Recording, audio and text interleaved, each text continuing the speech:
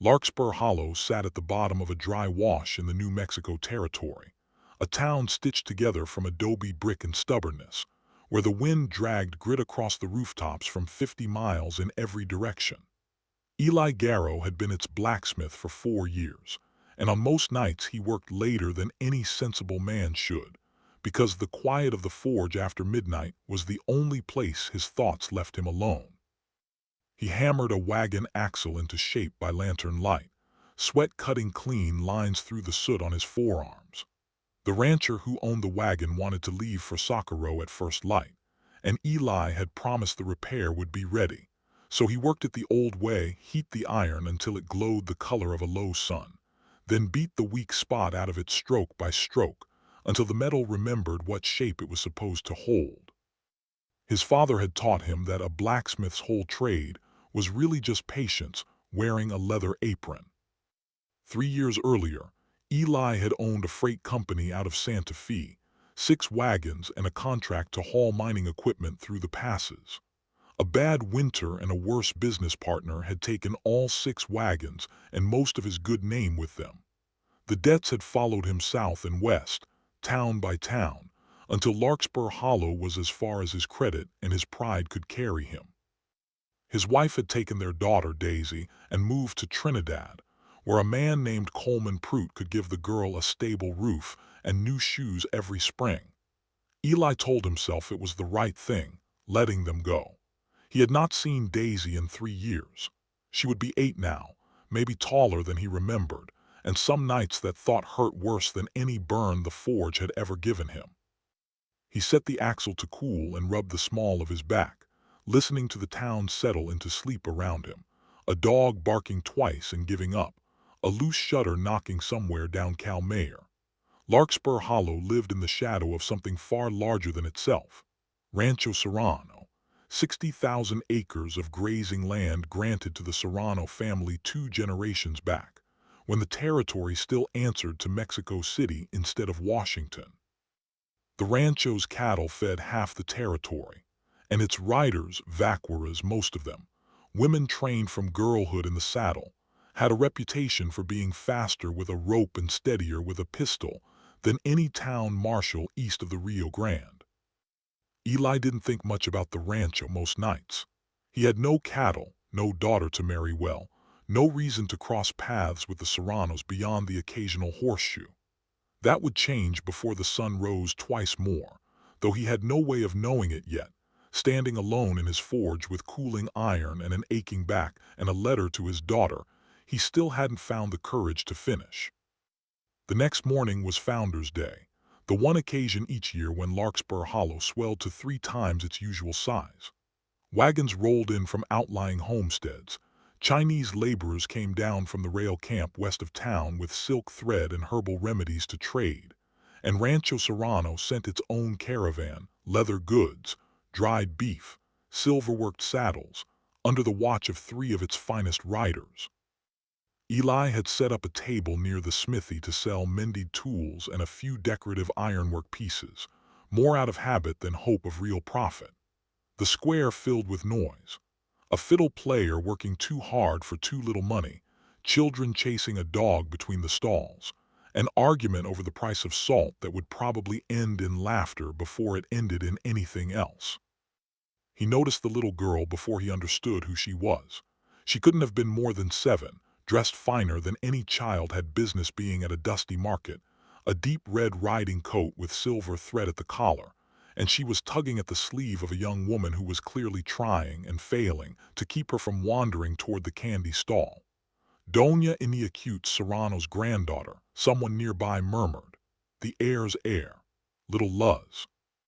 The gunfire started before anyone in the square understood it as gunfire rather than a wagon backfiring or a string of firecrackers set off too early. 6 riders came down Cal Mayor at a hard gallop, dusters flapping, faces wrapped against recognition, firing into the air to scatter the crowd rather than to kill it. Not yet. People ran. Stalls went over.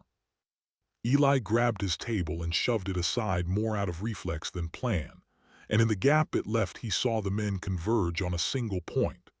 The candy stall, where Luz's nurse had been knocked flat and the girl herself had frozen, too frightened to run, her small hands pressed over her ears. "That's her," one of the riders shouted, voice raw with the kind of certainty that came from being paid well to be certain. "Crane wants the girl breathing. Take her." Eli did not decide to move. His legs simply carried him, the way they might if it had been Daisy standing there instead of a stranger's child. And there was no time in his head for the question of whether a blacksmith with no weapon but a fire poker had any business crossing that ground. He reached her 3 strides ahead of the nearest rider and put his body between the girl and the gun. The first bullet caught him high in the shoulder and spun him half around. The second took him in the thigh and dropped him to one knee, the poker clattering away across the dirt. He heard Luz crying behind him, felt her small hands clutching the back of his coat, and he understood with a clarity that surprised him that the only thing left for him to do was to stay between her and the men on horseback for as long as his body would allow it. "Out of the way, Smith," the lead rider barked, leveling his pistol again. "This ain't your fight." "She's a child," Eli said, and was startled to hear how steady his own voice came out. "Then it's my fight." The third shot caught him in the ribs. He went down onto his hands, and still he did not let her go, dragging himself half over her small body as the fourth bullet struck his back.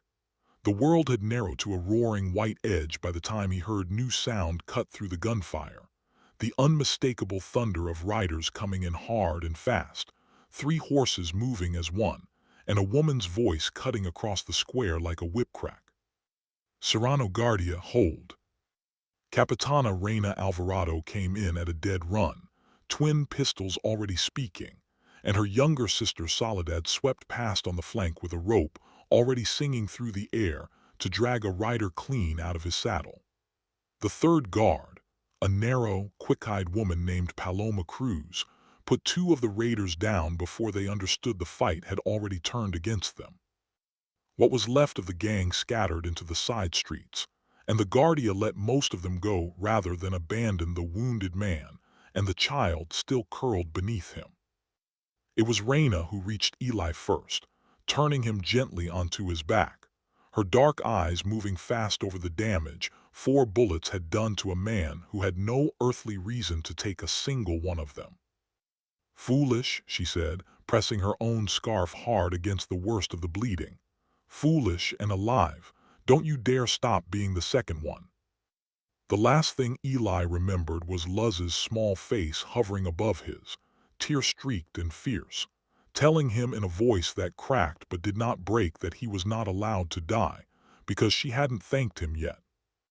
He woke 3 days later in a room that smelled of dried lavender and wood smoke, beneath a ceiling of hand-hewn vigas he did not recognize. The bed was the softest thing he had lain on since he was a boy, and for a long moment he simply breathed, surprised to find breathing didn't hurt nearly as much as he expected it to. "You're awake," said a voice from the doorway. An older woman stood there, gray-haired and dressed plainly, though something in the set of her shoulders suggested she had given orders her whole life and rarely had them questioned. "Doña Iniacutes will want to know." "Where?" His throat felt like a dry riverbed. "Rancho Serrano, the hacienda. You took 4 bullets defending my granddaughter in that square, Mr. Garrow, and our curandera worked 3 nights to make sure you'd live to be properly thanked for it." The old woman who entered behind her spoke with the calm authority of someone who had spent decades being obeyed and had long since stopped needing to raise her voice to manage it. Doña Iniacutes Serrano was small and silver-haired, dressed in mourning black out of long habit rather than recent grief, and her eyes were the same dark, watchful brown as her granddaughter's. "I did what anyone would have done," Eli said. "No," Doña Iniacutes said simply, taking a seat beside the bed without being invited. "I have watched grown men with pistols on their hips run from less than what you walked into with a fire poker. Do not insult what you did by pretending it was ordinary." She folded her hands. "You should understand what you've stepped into, Mr. Garrow. In this family, there is an old custom, older than the rancho itself, brought from Andalusia by my great-grandmother's people and carried across an ocean and 2 borders. We call it the Juda de Sangre, the blood promise. When an outsider sheds his own blood to protect ours, that debt is not allowed to go unpaid. The family stands behind him as it would stand behind its own, for as long as the debt requires. I don't want payment, Eli said. I didn't do it for that. Which is precisely why it's owed, said a new voice from the doorway. Reina Alvarado leaned against the frame, arms crossed, studying him with the same appraising look she might have given a green colt. Men who help us for reward, we pay and forget. Men who help us for nothing, we don't know how to let go of so easily. The curtain at the far side of the room stirred, and Luz peered out from behind it, no longer in her fine red coat, but in a plain cotton dress, clutching a carved wooden horse to her chest. "You're awake," she said, in the tone of someone who had been right about something the whole time. "I told Abuela you were too stubborn to die." Despite the ache in his ribs, Eli found himself smiling. "Hello again, little one." "I'm Luz," she announced, as if this had not already been thoroughly established. "Luz Serrano. You saved my life and now your family. That's the rule." She said it the way children say rules, with absolute confidence and no patience for adult complications. Doña Iniacute's mouth twitched, not quite a smile. She oversimplifies, but not by very much. Her expression sobered. "There is more you should know, and it isn't pleasant. The men who attacked the square were not common bandits. They were riding for a faction that calls itself the Purebred Compact. Men, mostly old land claimants and a few disgraced former Guardia, who believe this rancho has gone soft by trading with the rail town, by hiring freedmen and immigrants alongside vaqueros born to the old families. They mean to break that alliance, and they were willing to kidnap a 7-year-old to do it. Their leader is a man named Silas Crane, and your survival in that square has made you a problem for him. A symbol of the very cooperation he intends to destroy." "Wonderful," Eli muttered. "From nobody to political trouble in one afternoon." "4 bullets worth of trouble," Reina said dryly, "specifically." Eli's recovery stretched into weeks, and the rancho gave him no shortage of company while it lasted. Soledad Alvarado, Reina's younger sister and the finest roper in 3 counties, oversaw what she called his rebuilding. Long mornings teaching him to sit a horse properly, to read a herd's mood before it's scattered, to throw a rope with something better than blind hope. Paloma Cruz, quiet and exacting, taught him to shoot not for show, but for the cold, simple purpose of staying alive, walking him through the discipline of breath and trigger until his hand stopped shaking on the draw. "You're thinking too hard," Soledad told him during one lesson, after his 3rd toss of the rope had gone wide of the practice post entirely. "A vaquero doesn't calculate the throw. He feels where the rope wants to go and lets his arm follow." She caught his look of polite skepticism and laughed. "It's true what they say back east, you know, your cowboys learned this trade from us. The very word vaquero means cattleman, and when the Americans came west they took our saddles, our ropes, our branding methods, even our words, and wore them down into buckaroo and lasso and rodeo. Half of what your storybooks call the American cowboy, Mr. Garrow, rode into this country wearing a Spanish saddle 100 years before there was an America to ride it in." Eli hadn't known that and found he liked knowing it. He liked, too, the slow rhythm of the rancho's days, the branding fires each spring, where a hot iron pressed for only a heartbeat against a calf's hide left a mark no thief could alter or deny. A system as old and as practical as the blacksmith's own trade of bending iron, until it held the shape you needed it to keep. He found himself thinking more than once that a forge and a branding iron weren't so different in their purpose. Both took something soft enough to be shaped and made it permanent. One evening, Doña Iniacutes found him sitting alone on the hacienda's east porch, a half-written letter on his knee. "Your daughter," she said. It wasn't a question. Luz had clearly been talking. "Daisy, she's 8 now, lives up in Trinidad with her mother and her stepfather. Eli folded the letter without finishing it, the way he'd folded 3 others before it. I haven't written in a long while. Didn't know what I'd say that wouldn't sound like an excuse. Tell her the truth, Doña Iniacute said. Children forgive truth far more easily than they forgive silence. She rose to leave, then paused. There is a telegraph office in the rail town now. Faster than any letter. If you find the courage, you needn't wait for the post. He sent the telegram 3 days later, 11 words long because the operator charged by the word and Eli's pride wouldn't let the rancher pay for more. Alive. Hurt helping a child. Thinking of you always. Right back.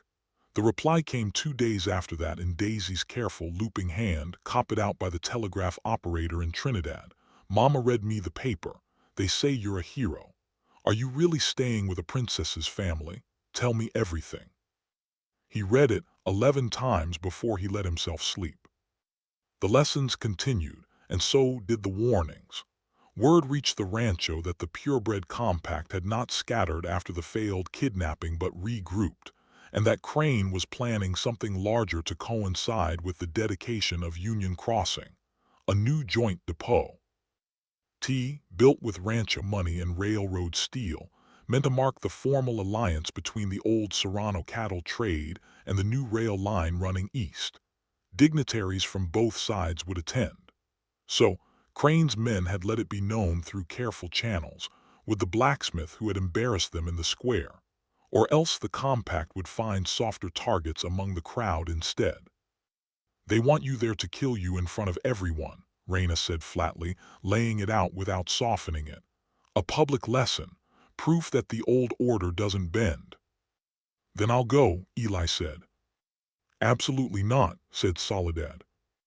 If I don't, people who never did anything but show up to watch a ribbon get cut are going to pay for it instead, Eli said. I won't have that on me. Besides, he managed a thin smile, I've had some practice lately at not falling down when I'm shot at.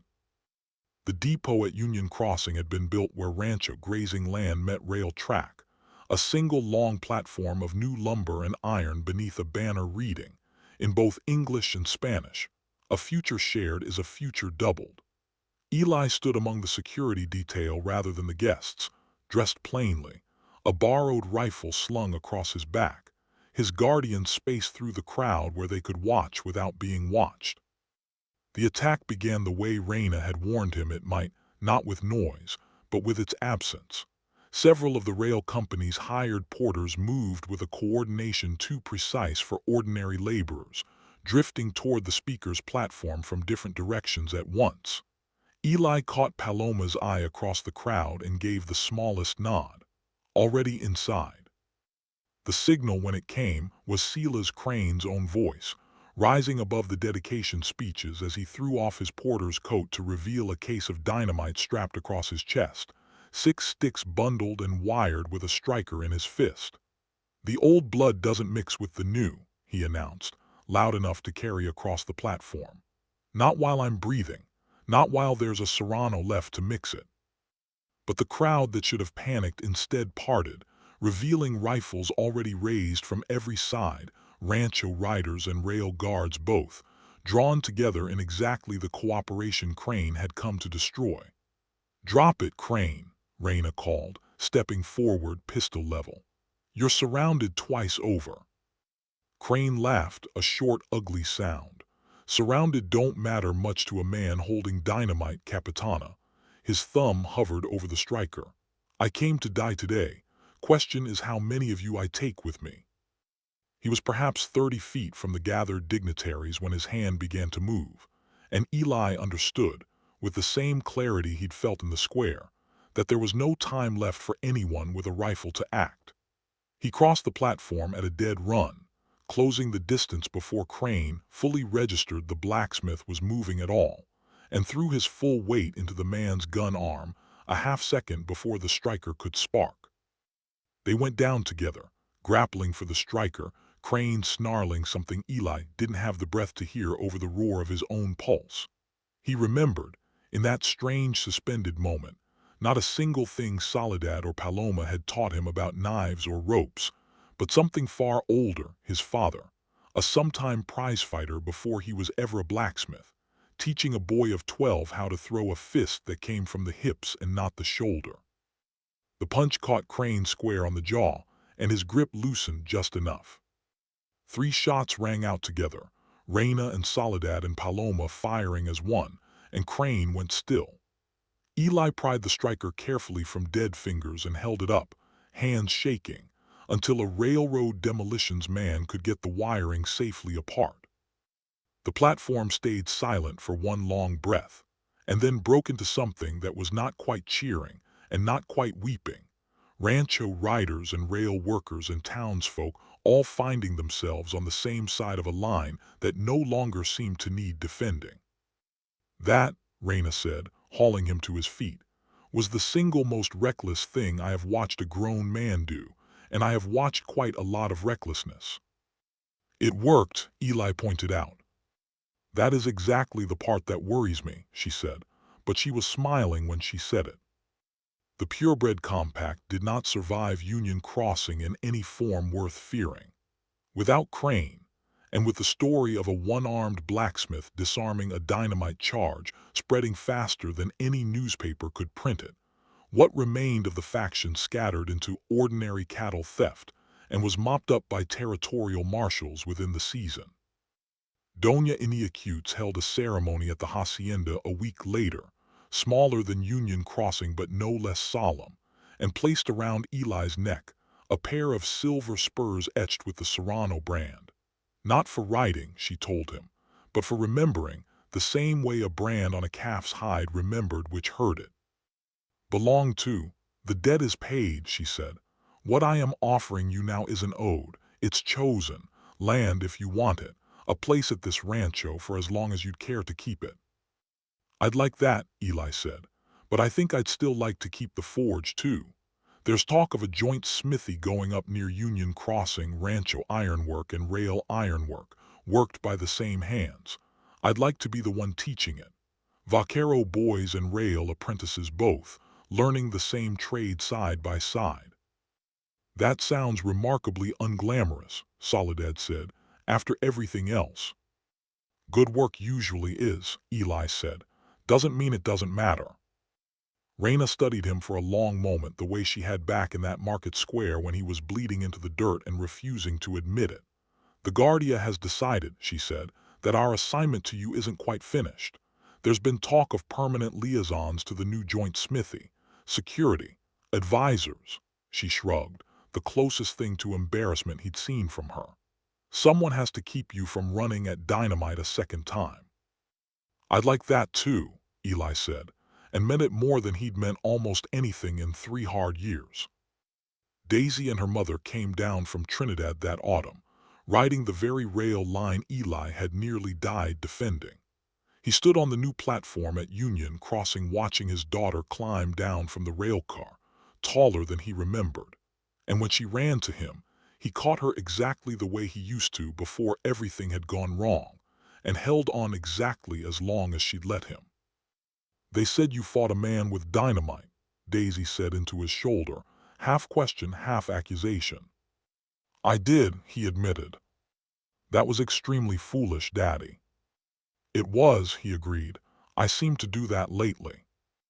Luz appeared at the edge of the platform a moment later, dragging a reluctant Paloma by the hand, golden brown eyes wide with the particular delight of a child about to make a new friend. Is that her? Is that Daisy? She didn't wait for an answer before crossing the platform herself.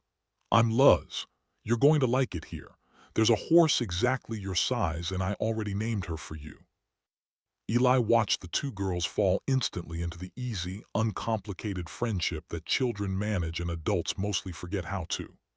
Behind him, the new smithy's chimney was already rising against the sky, rancho stone at its base and rail iron at its frame, built by no single tradition but by all of them together.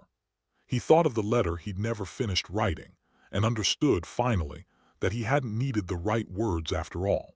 He had only needed to come back. He had taken 4 bullets for a stranger's child in a dusty market square, and in trade the territory had given him a daughter restored to him, a family he hadn't known he was missing, and a trade worth doing with his hands again. The mechanic's logic of the forge had never left him, that the hardest iron only holds its better shape after it has first been put through the fire. Eli Garrow had been through his own fire in that square, and what came out the other side was, by every measure that mattered to him, finally worth keeping.